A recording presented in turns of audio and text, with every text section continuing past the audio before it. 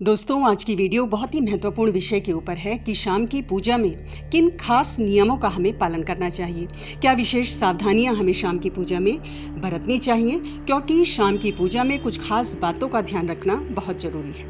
तो वीडियो आप ध्यान से देखिए, और यदि आपको लगता है कि कोई विशेष नियम का आप शाम की पूजा में पालन नहीं कर रहे हैं तो उस भूल को आप सुधार लें, क्योंकि शाम के समय की गई पूजा का उतना ही महत्व है जितना प्रातःकाल की गई पूजा का।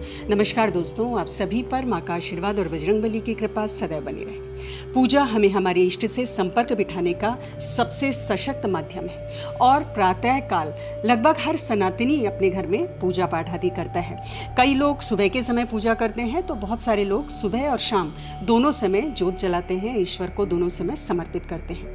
वहीं बहुत से लोग ऐसे हैं जो समय के अभाव के चलते सुबह के समय पूजा नहीं कर पाते हैं और शाम के समय पूजा करते हैं। जहाँ प्रातःकाल की गई पूजा से मन में नई ऊर्जा का संचार होता है, स्फूर्ति आती है, पॉजिटिविटी बढ़ती है, वहीं शाम के समय पूजा करने से भी बहुत प्रकार से लाभ होता है। क्योंकि शाम के समय जब हम पूजा करने बैठते हैं तो अपने अच्छे बुरे तमाम अनुभव जो हमें दिन में हुए हैं, उन अनुभवों के साथ शाम को पूजा करने बैठते हैं।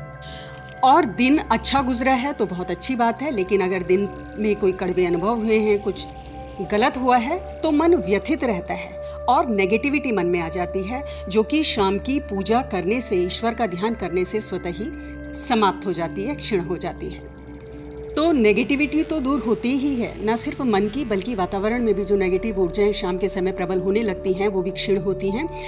इसके अलावा शाम का पूजन माँ लक्ष्मी की भी कृपा प्रदान करता है, क्योंकि शाम की ज्योत जिस घर में जलती है उस घर में माँ लक्ष्मी जरूर कृपा करती हैं। तो अब जानते हैं कि शाम की पूजा में किन विशेष नियमों का पालन करना बहुत जरूरी है। तो सबसे पहली चीज आपको ये ध्यान रखनी है कि पूजा यदि आप सूर्य अस्त होने के बाद कर रहे हैं तो पूजा में आपको शंख नहीं बजाना चाहिए। सुबह की पूजा में और शाम की पूजा में शंख बजाना बहुत शुभ माना गया है। शंख से उत्पन्न जो ब्रह्मनाद है वो पूरे वातावरण को पवित्र करता है, नकारात्मक ऊर्जा को समाप्त करता है, सकारात्मक ऊर्जा को फैलाता है। लेकिन सूर्यास्त के बाद यदि रात में आप पूजा कर रहे हैं तो आपको शंख नहीं बजाना चाहिए, क्योंकि इस समय तक समस्त देवी देवता शयन के लिए चले जाते हैं, आराम के लिए चले जाते हैं, और शंख बजाने से उनके शयन में बाधा उत्पन्न होती है। इसी प्रकार वायुमंडल में बहुत सारे मौजूद अन्य जीव हैं, अन्य जंतु हैं जो विश्राम करते हैं इस समय, तो उनके विश्राम में भी बाधा उत्पन्न होती है। तो इसीलिए सूर्यास्त के बाद यदि आप ज्योत जला रहे हैं तो शंख नाद नहीं करना चाहिए। इसके अलावा घंटी भी सूर्यास्त के बाद पूजा में नहीं बजानी है, इससे भी देवी देवताओं के आराम में व्यवधान पैदा होता है और जीव जंतुओं के विश्राम में भी बाधा पैदा होती है। तो इसलिए रात को शंख बजाना और घंटी बजाना हमारे शास्त्रों में वर्जित है। अब दूसरी चीज़ जिसका आपको खास ख्याल रखना है शाम की पूजा में, कि सूर्यास्त के बाद यदि आप पूजन कर रहे हैं तो सूर्य देव का पूजन आपको नहीं करना है। दोस्तों, सूर्यदेव पंचदेवों में से एक है, और पंचदेव उपासना में सूर्य पूजन सर्वप्रथम किया जाता है, क्योंकि सूर्य भगवान प्रत्यक्ष देव हैं। लेकिन शाम के समय सूर्य पूजन नहीं किया जाता। सूर्यास्त से पहले शाम के समय जब सूर्यदेव अस्त हो रहे हैं तो उस समय आप सूर्य को अर्घ्य दे सकते हैं, लेकिन सूर्य अस्त होने के बाद आपको किसी भी प्रकार का सूर्य पूजन नहीं करना है। तीसरी चीज़ जो आपको ध्यान रखनी है शाम की पूजा में, कि शाम की पूजा में आपको पुष्पादि या तुलसी तोड़कर भगवान को नहीं चढ़ाना है।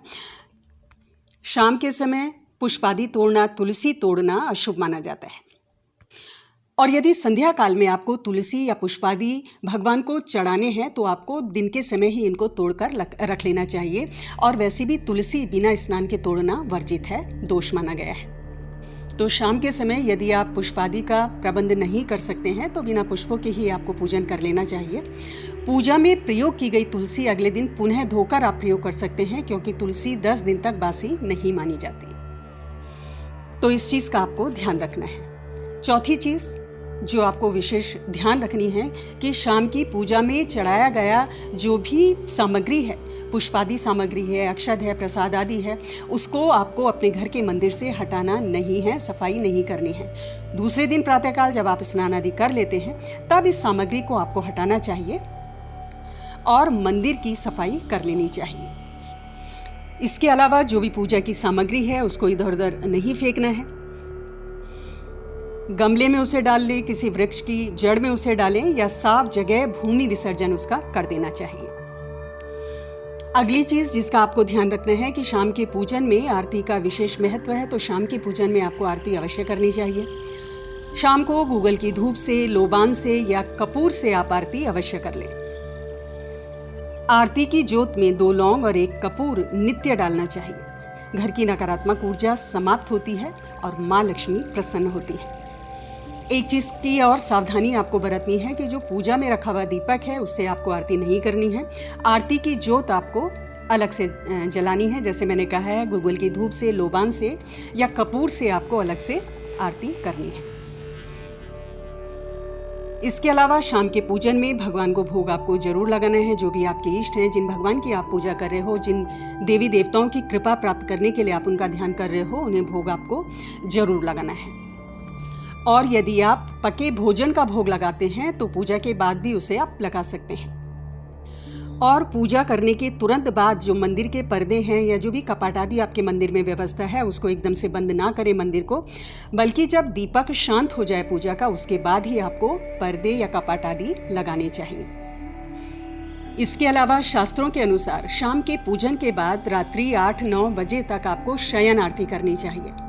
शाम के पूजन के बाद भगवान को शयन जरूर करवाना चाहिए। 8-9 बजे तक आप करवा सकते हैं। इस शयन आरती के बाद मंदिर में जो आपके पर्दे हैं या जो भी कपाट आदि की व्यवस्था आपके मंदिर में है, उन्हें बंद कर दें, ताकि भगवान की नींद में, उनके आराम में किसी प्रकार की बाधा ना पहुंचे।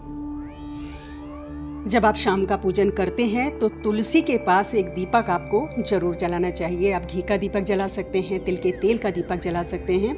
और दीपक को सीधा जमीन पर नहीं रखना है, चावलों का आसन दे दें या पुष्प का आसन दीपक को दें। उसके बाद ही तुलसी के पास आपको दीपक प्रज्वलित करना चाहिए।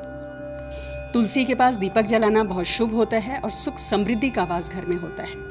तो दोस्तों, ये थे कुछ ज़रूरी नियम शाम की पूजा के। अगर आपको लगता है कि इनमें से कोई भी नियम का पालन आप नहीं कर रहे हैं, कोई भी किसी भी प्रकार की भूल आपसे शाम की पूजा में हो रही है, तो इन नियमों का पालन आप जरूर करें। आज की वीडियो में इतना ही। अगली वीडियो में बहुत जल्द मिलती हूँ। तब तक के लिए अपना ध्यान रखें, स्वस्थ रहें, खुश रहें, मस्त रहें। जय माता दी, जय बजरंग।